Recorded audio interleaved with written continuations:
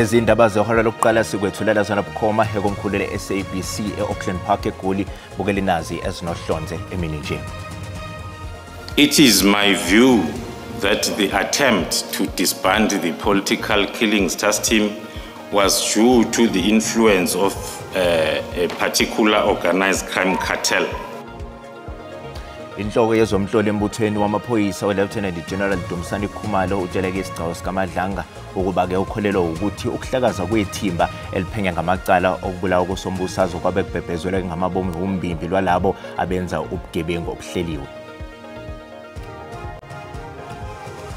3 coordinated syndicates responsible for the loss of over 2 billion. Oyophiko liphenya amacala akhethekile omphakathi SIU Advocate Andy Mothibi uthi ngobufakazi abasabutholile okwamanje ngophenyo oluqhubekayo esibhedlela ithembisa abathola ukuthi uVusumuzi Matlala uyathinteka ezinkampanini ezintathu ezathola amathenda. I received a video clipping on my official handset depicting an individual firing shots from a firearm. Inkantolo yemantshi yaseMonti ikhipha ke isinqumo namhlanje ecaleni elibhekene nomholi we-EFF uJulius Malema kanye nalowo wayengunogada wakhe uAdrian Snyman. uMalema kubhekene necala lokuqhumisa isibhamu ezidlangalaleni ngo-2018 ngesikhathi iqembu libungaza ukuhlanganisa iminyaka emihlanu lasungulwa.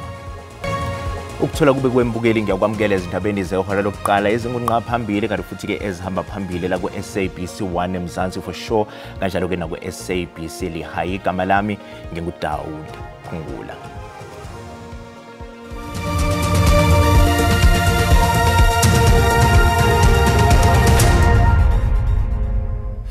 Inkantolo yemantshi yaseMonti ikhipha ke isinqumo ecaleni elibhekene nomholi we-EFF uJulius Malema kanye nalowo wayengunogada wakhe uAdrian Snyman.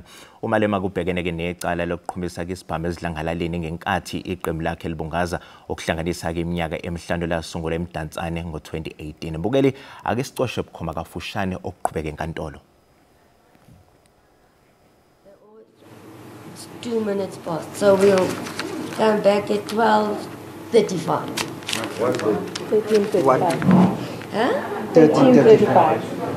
Okay, I've been back at 12:45. I will return at 13:45.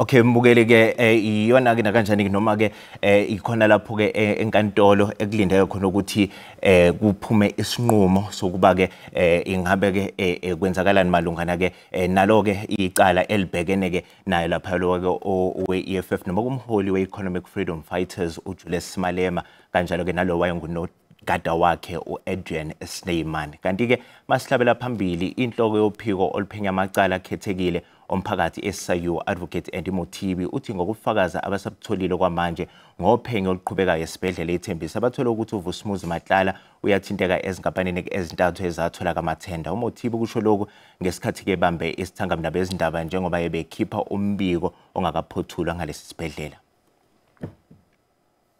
U-Advocate Andy Mothibi oyinhloko yophiko liphenya amacala omphakathi uthi uphenyo lusathole ukuthi izinkampani ezintathu zasaphaza izindodla zemali esibhedlela ithembisa. 3 of the companies that were awarded contracts to the value of 13,538,292 in this syndicate are linked to Vusumuzi Matlala. U-Advocate Mothibi uthi ophenyweni lwabo lusathole ukuthi kunokungaphathi ngendlela kanye nenkohlakalo kulesibhedlela. We have uncovered, or the investigation has uncovered, up to date, 3 coordinated syndicates responsible for the loss of over 2 billion. Uthe eqaleni kophenyo ngo-2022 abakuthola ngowahlaba umkhosi ngokuthi kukhona inkohlakalo eqhubekayo kulesibhedlela. We had found at that stage that through the whistleblower and One of the many, and the main one that's known, it's Babita Deokaran, and may her soul rest in peace. At the time when we commenced, she had flagged suspicious activities of about 850 million. But when the investigation progressed, and as you can see, to date we are mentioning about 2 billion, so it has gone up almost twofold, if not threefold. Uthi uphenyo lusaqhubeka.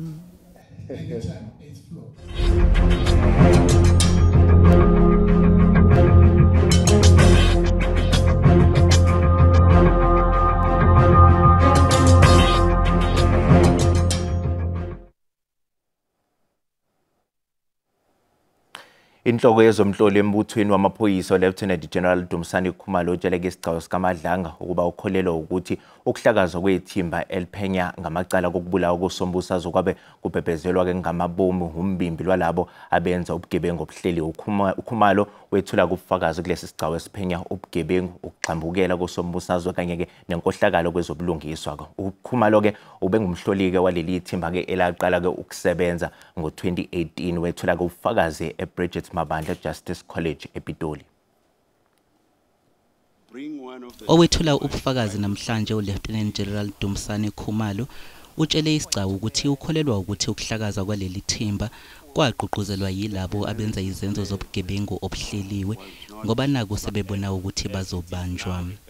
It is my view that the attempt to disband the political killings task team was due to the influence of a particular organized crime cartel over the Ministry of Police as well as the South African Police Service, who mistakenly thought that the political killings task team was investigating the same cartel. Ukhumalo wake waba umholi waleli thimba uthi kunobufakazi angeke akwazi ukubethula phambi kwesigcawu kwazise bungase buthikameze uphenyo oluqhubekayo. After giving oral evidence on the basis of this statement, I will apply to the Commission for the remaining evidence to be heard in camera or in respect of the second class of the evidence described above to defer the giving of such evidence in open hearing until such time that it will be possible to do so without again compromising the current and ongoing criminal investigations. Ukhumalo uphinde watshela isigcawu ukuthi uLieutenant General Nhlanhla Mkhwanazi akazange ashenxe esikhundleni sokuba yibamba lomkhuzo wamaphoyisa kuzwelonke ngokuzithandela, kepha kunalokho usola ukuthi washenxa ngenxa yokuxambukela kwezombusazwe. Isigcawu siyaqhubeka. Umengameli wezwe Cyril Ramaphosa osesungule ithimba elinamalungu amathathu elizobheka ukuthi ingabe uAdvocate Andrew Chauke kulungele yini ukuba sehhovisi. Lo mqondisi wophiko olushushisa amacala omphakathi eGauteng wamiswa emsebenzini ngoNtulikazi. Ungomunyeke wabasolwa ke ngokusebenzisa iNPA ukuze bavikele osopolitiki kanye nalabo ababandakanyeke ezenzweni zenkohlakalo. In terms of the Constitution, the National Prosecuting Authority Act and the rules of natural justice, an inquiry as regards to the allegations made against any director of public prosecutions must be conducted fairly and impartially. Ubuholo phezulu bePatriotic Alliance kulindele ukuthi ke buhlangane neANC kuleli sonto kulandela ke izonke ezenziwe kumholi weqembu uGayton Mackenzie zokuthi bazoshiya phansi kuhulumeni wobumbano uma kungabuyiselwa ngokusheshsha ke uKheni kunene emkhandlwini iGoli. Ususondele umnqamlajuqo omholi wePatriotic Alliance uGayton Mackenzie njengoba itshele ANC ukuthi bafuna kushawula esibili sebebuyisela esikhundleni uKheni kunene njengobhekele zokuthutha emkhandlwini eGoli. Ukunene utholakala emsulwa ngemuva kwezinsolo beziyimeyamanisa noKatiso Mlefe osolwa ngelokubulala. That is true, but as I'm saying, nothing has been confirmed in terms of the time and the venue and what. So we are waiting for the ANC to get back to us. Probably by tomorrow or latest Tuesday. Ngesikhathi ukunene ebuza ukuthi ukuphuma kwabo kuhulumeni wobumbano kuzoba namuphi umphumela uphendule wathi We are not saying we are leaving to collapse the GNU.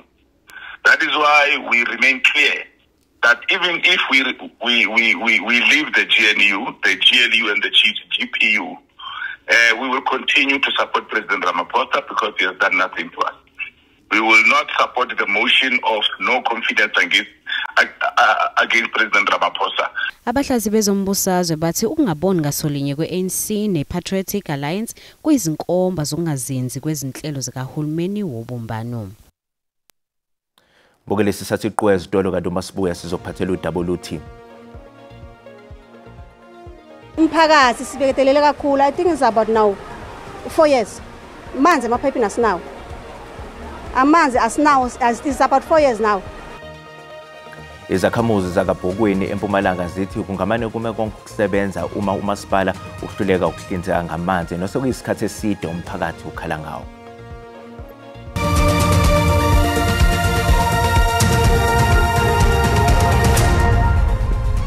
Bukele sikubingelele sikwamukela uma ngabe usanda ngena odabeni oluphambili besibeka ukuthi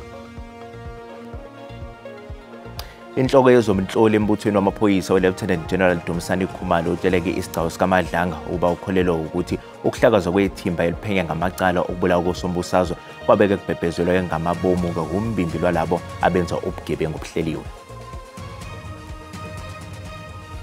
Bukela sikhumbuza ukuthi lezi ndaba ziyatholakala ku YouTube na ku SABC Plus ngena kuzo uzicinge ngamagama athi SABC izindaba na kanjani uzozithola ngomjalo bazo.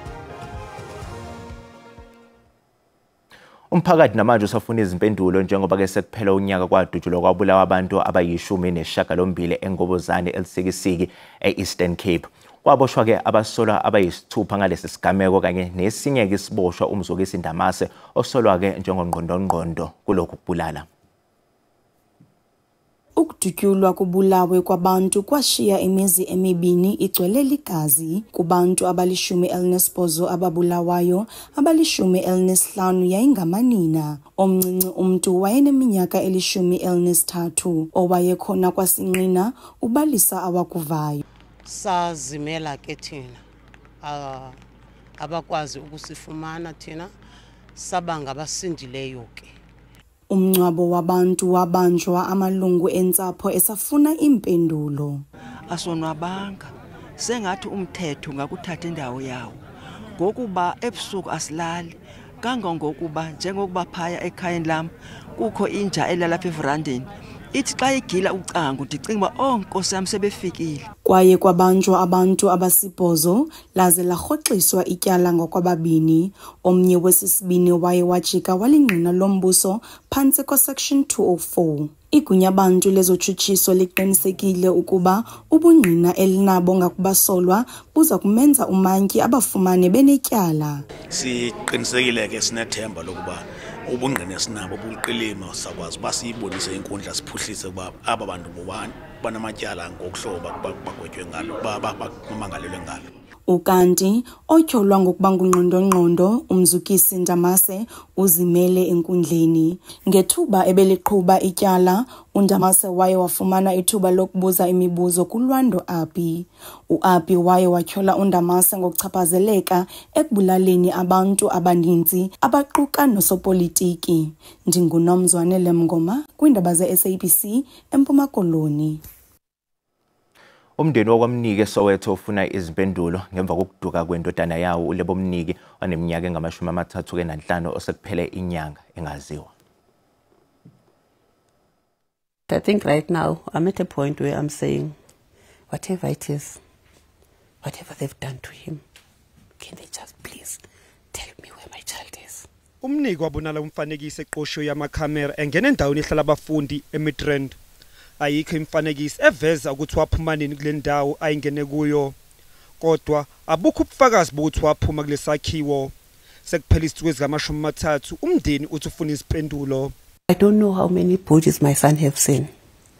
When there's an unidentified person, we go look. When there's in ICU, high care, I don't know how many hospitals we've been to. Recently, we've just seen a body that's so badly bent that you say even a dog doesn't deserve to die like that. Akucaci kahle ukuthi kwenzekani ngaphakathi endaweni ehlala abafundi. ngaphambi kokunyamalala kwakhe uvele izitsolo zithoba nenxabano nowesifazana ahlekisana naye. Amaphoyisa athi abekho abasahlonjwe njengabasolwa. I requested a meeting with the station commander. I met with the station commander. The station commander hence he took the decision that every Friday he will be giving us the reports, of which this past Friday he's failed to do that. Now I'm stuck, I don't know where to go from here. Ongumphenyi wecala uyaqhubeka nokuxhumana nomndeni wakamniki. Izakhamuzi zakaBhukweni eMpumalanga zithi kungamane kume konke ukusebenza umasipala uhluleka ukuhlinzeka ngamanzi nosokuyisikhathi eside umphakathi ukhala ngawo. Izakhamuzi zithi ke zizobhikisha kuze kube kumasipala usihlinzeka ngamanzi. Izakhamuzi zakaBhukweni eMpumalanga zinquma ukubhikisha ngisho lidliva ngenxa yokuthi zithi sekuphele iminyaka emine zingenawo amanzi. Izakhamuzi zithi sezikhulume neziphathimandla ezikhawe eziningana kodwa lutho okuhlinzekwa ngamanzi. Last week sibe ne meeting no MMC khona la eMbombela bezivale khona eMbombela. Sahamba nayo MMC sayomkhombisa le ndawo esikha kuya amanzi. Wasithembisa ukuthi bazoletha ama-expert to test that water ukuthi is it safe for us to drink. Amanzi asinawo is about 4 years now. So umphakathi ubese soyasukuma usukumela indaba ukuthi kukhona esinye isikom esiwathola yamanzi. Of which lesikom si opposite nathi singale komgwaqo. Lesikom lesasiwathola kanjani amanzi thina si opposite nabo ngapha singawatholi. Noma kunjalo inhlangano yamatekisi yalapha ayihambisani nalombhikisho ngoba ithi kuphazamisa ukusebenza ngokujwayelekile. Si-taxi association siya-affecteka kakhulu uma kutholakala ukuthi emphakathi sowuvale emgwaqo thina ungakasatisi. Njengema-stakeholders akaBhukweni bekumele silale sathi ukuthi ngelisuku leliso umgwaqo utawuvalwa. Nyaka amalungu omphakathi athi kwaphazanyiswa indlela ababezixhumele ngayo amanzi benethemba lokuthi umasipala uzobahlinzeka kodwa namanje akenza umnyakazo. Ongoti bezempilo KwaZulu-Natal bafuna kusungulwa ke izinhlelo zentsha ezizokubhekana ke nezinselele ke ezithinte isimo sempilo ngokomqondo. Izisebenzi ke zezempilo bezibambeke iqhaza emidlalweni yehlukene ukuqwashisa ngalokho eThekwini. Bebeqhamuka ezindaweni ezihlukene ukuzibandakanya nomkhankaso wokuzivocavoca. Ongoti bezempilo bathi kumqoka kakhulu ukuthi abantu basigcine bephila ngokuhlala bezivocavoca. Ukuzivocavoca kuyazisiza ukuthi kulaphe izinto ezifana njengengcindezi yomqondo, ukuhloka komqondo kwabathi dementia. Lo mkhankaso uza nje kusanda kuba nesigameko cishe ezintathu zokudlula emhlabeni kwabafundi eDurban University of Technology. Kulezi gameko kusolakala ukuthi labafundi bazibulele. A really big part of maintaining your mental health and well-being is physical health. And so this event incorporates sports, movement, as well as raising awareness on mental health and psychosocial well-being. Abantu kade sikhuluma nabo abantu abasha. Abantu abasha kuyibona abanengcindezi kakhulu yokuthi babhekane nokuba izifo ezithinta ingqondo nokuba umzwangedwa nokuba bangene kulezo zimo. Ucwaningo olwenziwe ngabe inhlangano yezempilo emhlabeni iWorld Health Organization luthi bebelinganiselwa ku970 million abantu abebephila nengcindezi yokungaphili kahle emqondweni ngonyaka u2019. NginguSimphiwe Makhanya wezindaba zeSABC ngiseThekwini.